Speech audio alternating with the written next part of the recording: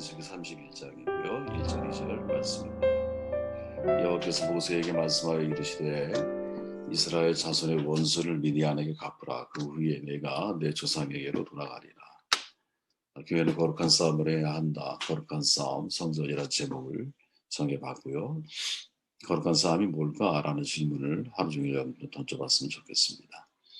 민수기 31장은 미디안과의 전쟁을 소개하죠. 미디안은 여러분 많이 들어봤잖아요. 모세와 아주 깊은 연관이 있는 사람들입니다. 출애굽해서 간 곳이 미디안 광야고 또 처가에 속한 모든 사람이 미디안 사람들이었고 장인 이드로를 통해서 천부장 백부장 제도를 행정을 재정비하고 훗날 모세가 이제 가나안에 이주를 하잖아요. 이주를 하려고 할 때 장인 이드로에게 제안을 하거든요. 가나안에 같이 가자. 그랬을 때 이제 장인 이드로가 그걸 거절하죠. 그래서 완전한 결별이 이루어집니다. 그 이후에 발람을 통해서 미디안 여인이 이스라엘 백성들과 바알스를 숭배하고 행음하게 되죠. 전염병으로 24,000명이 죽음을 당해요. 이제 가나안 입성 직전에 하나님께서 바로 사실은 모세에게서 되게 가까운 족속인 미디안과 싸우라고 명령을 하시죠. 그 이유가 뭘까? 이 질문에서부터 말씀 묵상을 함께 나눠볼까 합니다. 2절 3절 말씀을 읽었으니 이제 3절 말씀을 제가 좀 읽어보면 모세가 백성에게 말하여 이르되 너희와 함께 있는 사람들 가운데서 전쟁에 나갈 사람들을 무장시키고 미디안을 치러 보내어 여호와의 원수를 갚되 이렇게 말하죠. 교회는 거룩한 싸움을 해야 한다라는 거예요. 하나님 모세에게 말씀하죠. 이니 이스라엘 자손의 원수를 미디안에게 갚으라. 미디안은 이스라엘의 원수이자 하나님의 원수로 규정을 하세요. 그죠? 규정을 딱 해주세요. 그냥. 하나님의 원수로 규정된 미디안 족속이 과연 누굴까? 성경이 말하는 미디안의 거주지, 여러분 지도를 한번 이렇게 보시면 이 위쪽이 이제 이스라엘이죠. 그리고 아말렉 에돔 있고 이게 이집트. 홍해는 이쪽으로 우리가 건넜다고 생각을 하고 이걸 반신반의하는 사람들은 이쪽 그냥 얕은 시내가 같은 데를 걷는 것으로 얘기하기도 하죠. 시내산이 여기 있고 이것이 바로 미디안입니다. 미디안. 이 미디안에 이제 속해 있는 거죠. 창세기에 의하면 아브라함의 후처 구드라에게서 얻은 넷째 아들이 미디안이거든요. 미디안은 모세 일대에게 아까 말씀드렸는데 계속 등장을 해요. 애굽 감독관을 죽이고 도망친 것이 미디안, 또 제사장이 이드로의 딸 시보라 결혼해서 두 아들을 낳죠. 근데 그 제사장이 미디안 제사장이었잖아요. 성경의 장인 이드로의 종류가 무엇인지 설명하지 않아요. 그런데 이드로가 세 가지 이름을 성경에서는 사용을 하거든요. 이름은 각각 루엘, 이드로, 호밥이라고 하는 점을 이루어서 어느 정도 추측이 가능한데 이드로라고 하는 말은 각하라는 뜻이에요. 각하. 루엘은 하나님의 친구라는 뜻이고 호밥은 사랑하는 자라는 뜻이에요. 그러니까 이름 중에 하나님과 연관된 이름이 있죠. 그러니까 이름 속에 신앙의 사실은 담겨 있다라는 거예요. 그러나 발람의 사건을 통해서 확인된 것은 미디안 족속이 바알 신을 섬겼을 확률이 대단히 높다라는 거죠. 그렇게 아마도 미디안 제사장이라고 하는 이드로는 하나님도 알고 있는 것 같고 또 바알 신을 섬겼을, 다시 말하면 요즘에 제일 유행하는 혼합 종교 형태를 가졌을 확률이 사실 대단히 높다. 이렇게 이제 이해할 수 있는 거예요. 모세는 미디안 광야에서 장인의 양떼를 치면서 생활하다가 하나님을 만나 계시를 받고 다시 이집트에 들어가죠. 그리고 출애굽한 이후에 다시 미디안으로 들어갑니다. 미디안에서 그는 장인과 아내 두 아들을 만나요. 이때 장인 이드로는 모세에게 효율적인 행정관리, 천부장, 백부장, 오십부장 제도 기억하시죠? 그걸 제안을 해요. 그 이후에 모세가 이스라엘 민족을 이끌고 가나안에 들어가려고 할 때 물론 모세는 못 들어가요. 장인이 호밥에게 동행을 제안하죠. 그죠? 기억하실 거예요, 여러분. 민수기 10장에서 우리가 다뤘던 내용인데 근데 그때 이드로 호밥이 거절을 해요. 근데 여기에서 민수기 10장에 보면 계속 이드로라고 하는 이름을 쓰다가 루엘이라고 이름도 한두 번 등장하다가 여기에서는 호밥이라고 하는 이름을 사용을 하거든요. 왜 호밥이라는 이름을 사용하고 있을까? 아까 말씀드린 대로 호밥이라는 뜻이 사랑하는 자라는 뜻이거든요. 그러니까 그는 이제 이 사건이 가나안에 들어갑시다라고 말했을 때 그걸 거절하고 있는 장인의 모습을 소개하면서 호밥이라는 이름을 쓴다라는 거예요. 이유가 뭘까? 마치 그렇게 느껴지는 거죠. 가나안이 아니라 광야를 사랑하고 있는 사람. 하나님이 아니라 자기의 신 바알을 사랑하고 있는 의미처럼 우리에게 다가온다는 거예요. 저에게는. 그리고 그 이후에 모압 발락과 점술과 발람을 통해서 이스라엘의 저주가 시작이 되고 하나님의 간섭하심으로 이 모든 게 실패하게 되자 발람이 미디안 여인을 동원해서 이스라엘을 하여금 우상 숭배에 빠지게 하죠. 그 사건으로 2만 4천 명이 연병으로 죽음을 당해요. 이 2만 4천 명이 누구였을까? 광야에서 죽기로 예정된, 죄송합니다 표현이, 1세대 2만 4천 명이었을까? 아니면 2세대 2만 4천 명이었을까? 거기에 대한 증거 자료가 거의 부족해요. 근데 제 개인적인 생각에서는 이 중에 상당수가 가나안 입성을 앞두고 있는 사람 중에서 죽임을 당한 사람들이 있었을 것이다. 그래서 이 사건이 굉장히 중요한 의미가 있는 것이고 이 사건을 중요하게 다루고 있는 거죠. 왜냐하면 2세대 너희들은 가나안에 들어가야 할 사람들이야. 야, 1세대는 과거 믿음이 없는 모습 때문에 40년 동안 유리하다가 다 죽었어. 근데 2세대 너희들은 가나안을 위해서 여기까지 왔잖아. 근데 가나안 입성 직전에 미디안 여인을 통해서 행음하게 되고 우상을 숭배하게 되면서 2만 4천 명의 연평으로 죽음을 당하고 있는 그 찰나, 그 모습을 보면서 모세나 하나님이 이러한 심판을 내릴 수밖에 없는 것은 그들은 가나안에 들어가야 할 사람이었다. 라고 느껴진다라는 거죠. 가나안에 들어가야 할 2세대에 속한 사람들이 훨씬 더 많지 않았을까?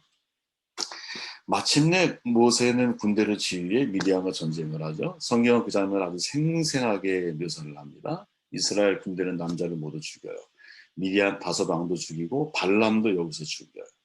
미디안 여인들 아이들을 사로잡아 짐승 가축 재산을 모두 약탈을 내요. 남자 아이를 죽이고 음행으로 유혹한 여인들을 색출해서 따로 다 죽여요. 참 잔인하거든요. 내용을 보면 왜 미디안을 여호와의 원수로 규정하시고 왜 이토록 잔인한 진멸을 명령하고 있을까? 물론 겉으로 볼 때는 행음을 통해 이스라엘을 넘어지게 하는 것도 중요한 이유이겠지만 개인적인 시각에서 놓고 볼 때는 장인 이드로라고 하는 사람이 되게 중요한 힌트를 주고 있다고 생각을 하는 거예요. 저는. 그들이 가나안에 들어가지 못하게 만드는 유혹의 상징이 아닐까. 모세가 이드로에게 가나안에 들어갑시다. 나는 고향으로 돌아갈 거야 하고 안 가요.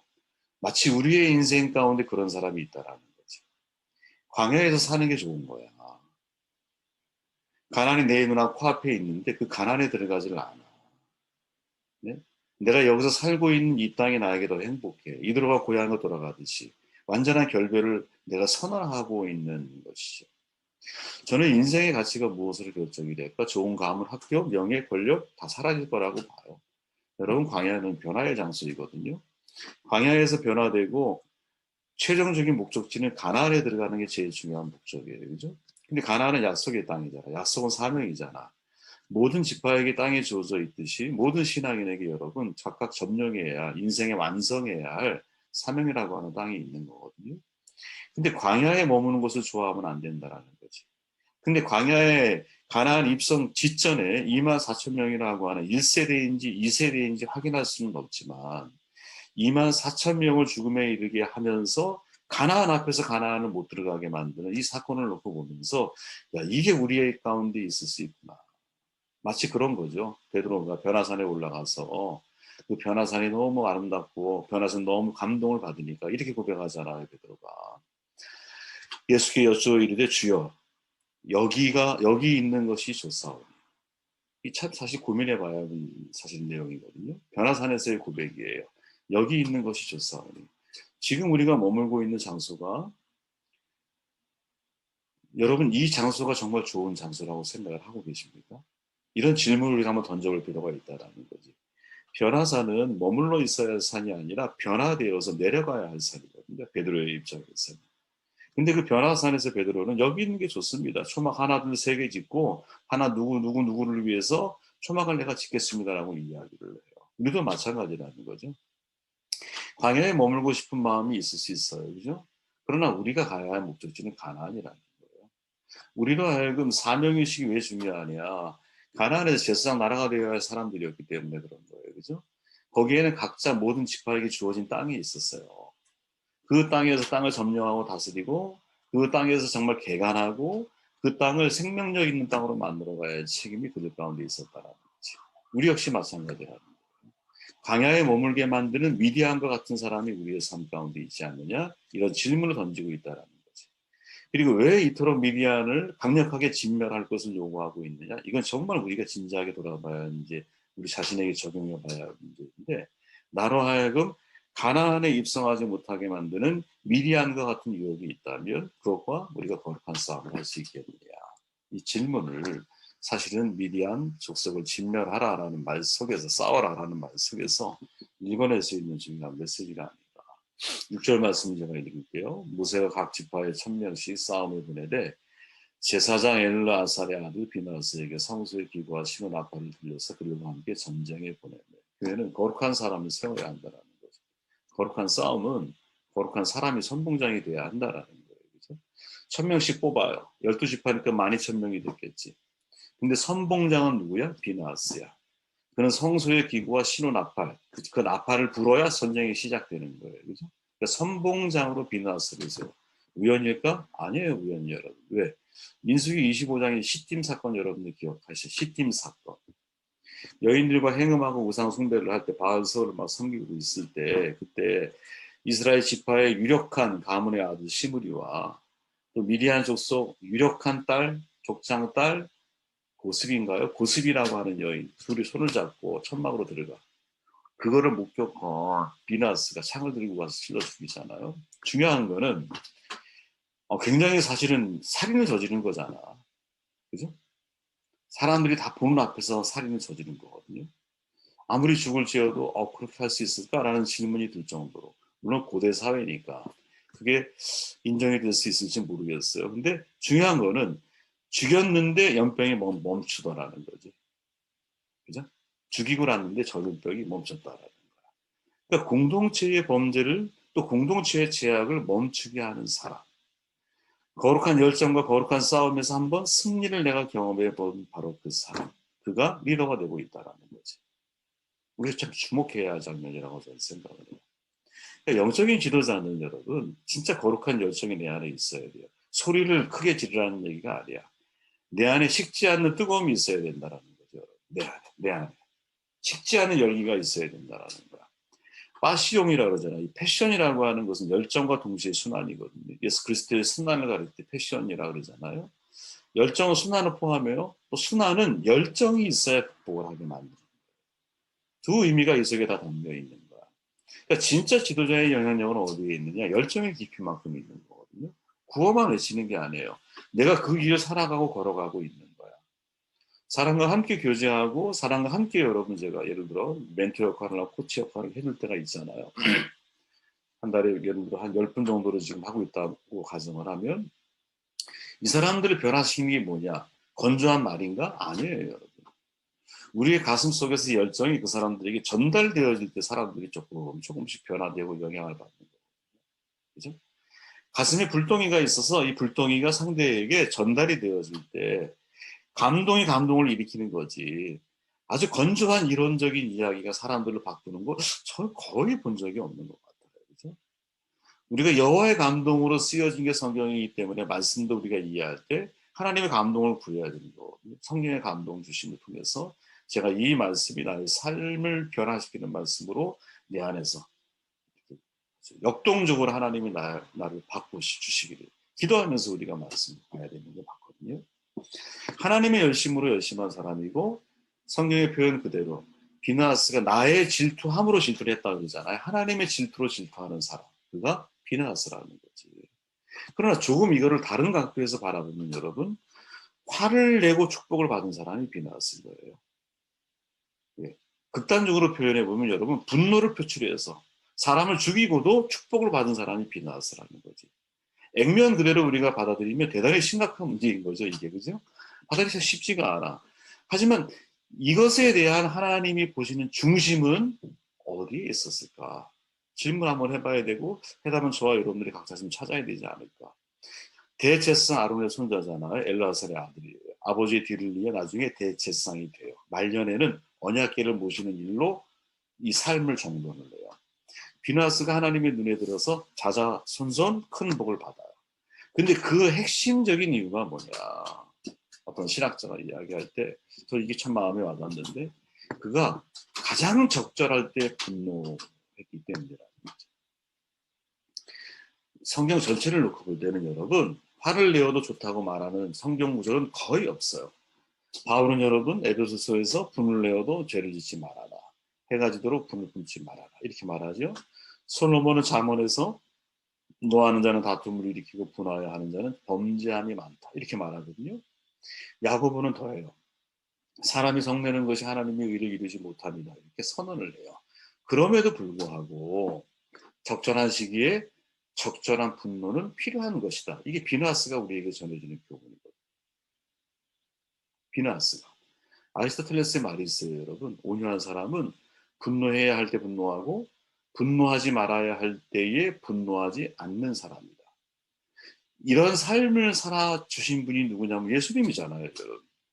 예수님은 죄인과 소외된 사람들을 향해서는 정말 자비롭고 관용하는 마음으로 그들을 품죠. 그러나 성전에 들어가서 성전을 장사하는 종교 집단으로 만들어 놓은 모습을 보면서는 아주 정말 화라산처럼 분노하시죠. 화라산처럼.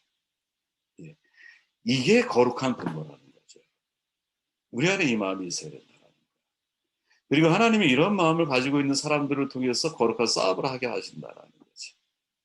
적절한 때 분노할 줄 아는 사람. 그 적절한 때는 뭐냐? 죄에 대해서 분노할 줄 아는 사람. 잘못에 대해서 분노할 줄 아는 사람. 이런 마음이 우리의 마음 가운데 있는가? 이런 마음을 준비를 해야 되지 않겠는가? 그런 생각을 해보게 되었어요. 14절 말씀을 읽고 말씀을 정독할게요. 모세가 군대에 지휘관 그 싸움에서 돌아온 천부장들과 백부장들에게 노하니라. 모세가 그들에게 이르되 너희가 여자들을 다 살려두었느냐. 교회는 거룩한 순종으로 싸워야 한다는 거죠. 모세를 통해서 명령하신 내용을 말씀드린 대로 대단히 불편해요, 여러분. 왜? 너무 잔인하기 때문에. 미디안 남자들만 죽이라고 하는 게 아니에요. 남자와 동침한 적이 없는 처녀만 남겨놓고 여성들 모두를 죽이라고 그랬어요. 그죠? 남자 아이도 죽여야 돼요. 왜? 이스라엘 유혹해서 넘어지게 만들었기 때문에. 전리품을 다 취해서 반반씩 나누어서 하나는 원정대 하나는 회중에게 나눠주라고 그래요. 명령 그대로 다 모세와 엘르아살이 이 명령 그대로 다 지켜요. 그런데 읽으면 읽을수록 우리가 알고 있던 하나님의 성품과 전혀 어울리지 않는다는 거지. 이런 사건들이 몇 가지 있어, 그죠? 여러분들 다 아마 기억하실 거야. 아말렉과의 전쟁도 이런 뭐랄까요? 완벽한 진멸을 하나님이 요구하시잖아요. 구약 전쟁 이야기를 읽을 때 이런 불편한 이야기들 때문에 많은 사람들이 보통 이걸 어떻게 이해하려고 하냐면 영적인 전쟁에 대한 비유로 자꾸 해석을 하려고 하거든요. 영적인 의미로, 상징적인 의미로만 이걸 이해를 하려고 그래요. 그런데 그건 바른 해석이 아니거든요. 왜? 이 사건은 실제로 일어나는 사건이기 때문에. 그렇게 이 이야기들이 안겨주는 의문들, 왜 하나님은 저렇게 우리의 상식적으로 생각했을 때는 너무나 잔인하게 보일 정도로 왜 이 문제를 심각하게 다루고 계시고 왜 문제를 이렇게 풀어가실까 이런 질문을 던질 수 있거든요. 그 이유가 이해가 되지 않을 때가 있다는 거예요. 인생을 살다 보면 여러분 저만 그런 게 아니라 아마 여러분도 그런 경험을 하실 때가 있을 거예요. 이해할 수 없다라는 거. 하나님의 뜻이. 왜 하나님이 이렇게 행동하시는 거에 대해서 내가 이해할 수 없다라고 하는 것은 우리가 하나님을 신뢰하고 신앙하는 데 있어서 매우 중요한 이슈이고 매우 중요한 문제이거든요. 왜? 이해할 수 없다라는 것에서부터 사실은 내 생각과 하나님의 생각이 충돌하는 지점이기 때문에 그래요. 거기서 충돌하는 거야. 내가 이해할 수가 없어. 그러면 내 머리로 이해가 안 되니까 하나님의 뜻을 내가 거부하든지 순종하든지 둘 중에 하나를 결정을 해야 되는 거예요. 항상 인간의 문제는요. 이해할 수 없는 명령에 대한 반응으로 시작이 되는 거예요. 아마 하와는요. 왜 선악과를 먹지 말 것을 요구하셨을지 이해할 수 없었을지 몰라요. 왜 안 먹어봤으니까. 선악과 자체의 능력보다 선악과를 먹지 말라는 요구 속에 담긴 제한된 자유. 이게 하나님의 사실은 본심이잖아요. 너는 창조주가 아니야. 너는 피조된 존재야. 그러니까 너는 항상 창조주의 명령 아래 순종하는 것이 너의 자유의 울타리야, 울타리. 이것을 하와는 알지 못했어. 그렇게 제한된 자유 속에 진정한 행복이 있다는 것을 알지 못한 순간 이해할 수 없는 그 명령에 대해서 내 생각을 따라가는 거지. 사건이 다르다 할지라도요, 여러분. 지금 전쟁에 임하는 이스라엘 군대도 같은 입장 아니었겠어요? 왜? 지금 모세가 화를 내잖아. 왜 여인을 왜 살려두었느냐. 뒤집어 이야기하면 군인들이 죽이지 않았다라는 거지. 왜 안 죽였을까요? 여인들은 사회적인 약자라고 하는 인식을 가지고 있어. 누구? 이스라엘 사람들도. 그게 보편적인 정서야. 그죠? 그게 보편적인 정서라고. 힘이 없고 나를 해할 능력이 없는 사람인데 왜 우리가 그 사람을 죽여야 돼? 이런 생각을 가지고 있다. 누구나 다. 그러나 모세가 그 문제에 대해서 하나님의 명령이니까 이해할 수 없지만 어떻게? 진멸해라. 그래서 색출해가지고 그 속에서 음행에 가담한 여인들을 색출해 죽이거든요. 그러니까 모세가 우리에게 던져주는 도전은 뭐냐? 야, 이해하고 순종하는 게 아니구나. 순종하고 이해를 할 수 있게 되는 게 맞다라는 거죠. 여러분 누가복음 5장에 보면 베드로의 인생의 전환점이 있죠. 베드로가 예수님의 모습 속에서 하나님을 만날 때가 있어요. 그게 언제냐? 5장 5절이야. 시몬이 말하죠. 대답하여 이르되 선생님 우리들이 밤이 제대로 수고하였을 때 잡은 것이 없지만은 말씀에 의지하여 내가 그물을 내리리이다. 밤새 경험 많은 베드로가 어부가 고기잡이에 실패했어. 그런데 이해할 수 없는 요구를 누가? 예수님이 하셔. 베드로는 선택을 해야 되는 거예요. 내가 순종할 거냐 아니면 거부할 거냐. 근데 베드로의 선택은 말씀을 의지하여 순종을 해요. 그리고 났더니 고기를 잡게 돼. 그리고 고기를 잡는 것에 그치지 않고 예수님의 모습 속에서 뭐요? 주님을 보는 거예요. 주님을. 그러니까 이해할 수 없는 상황 속에서 순종할 수 있느냐. 이게 거룩한 순종이다. 이게 진짜 거룩한 순종인 거예요. 돌아가셨죠? 올해 돌아가셨어요. 2월 28일 날. 레리 크랩이라고 하는 기독교 유명한 사단가가 있어요. 하나님을 신뢰한다라는 것. 이런 책을 쓰셨는데 본인이 이제 노화되고 암투병도 하고 막 이러면서 너무 고통스러움을 겪어요. 하나님의 길이 이해가 되지 않아. 막 두려워. 그때 이분이 하시는 말이 뭐냐면 하나님의 선한 목적을 끊임없이 신뢰해라. 이런 말이에요. 그러면서 몇 가지 이야기를 해요. 요나 하나님 말씀이 이해할 수 없을 때 거부하고 달아난 사람이잖아. 바울 되기 전 사울이 그분의 하나님의 말씀이 어떤 것인지 이해하지 못한 것을 자기 마음대로 왜곡해서 해석을 했잖아. 사울은. 그래서 오히려 하나님과 정반대의 인생길을 살게 되죠. 옛날에 회방자 핍박자의 인생을 살게 되는 거야. 근데 하박국은 여러분, 이제 이분이 주목한 게 하박국 선지자야. 하박국 선지자는 하나님이 이해할 수 없는 길과 너무 많은 고민을 많이 한 거예요. 그리고 하박국은 어떤 결론을 내리냐면 하나님이 결국 선한 일을 행하실 거다라는 결론을 내려요. 그래서 우리가 잘 아는 하박국 3장에 보면 여러분 이런 말씀 있잖아요. 비록 무화과나무가 무성하지 못하며 포도나무에 열매가 없고 감람나무에 수출이 없으며 밭에 먹을 것이 없고 우리의 양이 없으며 외양간에 소가 없을지라도 나는 여호와로 말미암아 즐거워하며 나의 구원의 하나님으로 말미암아 기뻐하리로다. 이 유명한 하박국 선지자의 마지막 고백인데 어떻게 이런 고백을 할 수 있었느냐. 하박국은 궁극적인 하나님의 선하심을 신뢰하고 있었다라는 거예요. 그걸 믿어야 된다라는 거예요. 그러니까 이해할 수 없는 길, 이해할 수 없는 상황 가운데로 하나님이 나를 이끄신다 할지라도 하나님의 궁극적인 선하심을 내가 믿고 있을 때는 이런 기쁨이 있는 거죠. 여러분 하박국 뜻이 씨름하는 사람이란 뜻이에요. 여러분 무엇과 씨름하십니까? 그죠? 무엇을 놓고 씨름하고 계시고 또 무엇을 위해서 우리가 씨름하고 있는가? 이 질문을 하박국 선지자가 우리에게 던져주고 있다고 생각을 해요. 말씀을 좀 더 해볼게요. 미디안과 왜 싸움을 하게 하셨을까? 이 질문에서부터 말씀이 시작이 되었습니다. 생각해보니 미디안은 가나안 지경에서 이드로를 통해서 깨닫는 것은 가나안에 들어가지 못하게 만드는 걸림돌이구나. 미디안이. 가나안에 들어가지 못하게 만드는 것들과의 싸움이 거룩한 싸움이구나. 이 거룩한 싸움을 할 때는 이해할 수 없는 하나님의 인도하심에 대해서 믿고 신뢰하는 선하심을 믿는 마음이 반드시 필요한 것이고 우리가 싸워야 할 것은 바로 그 싸움인 거죠. 이 싸움을 싸워낼 줄 아는 귀한 종들 되시길 바랍니다.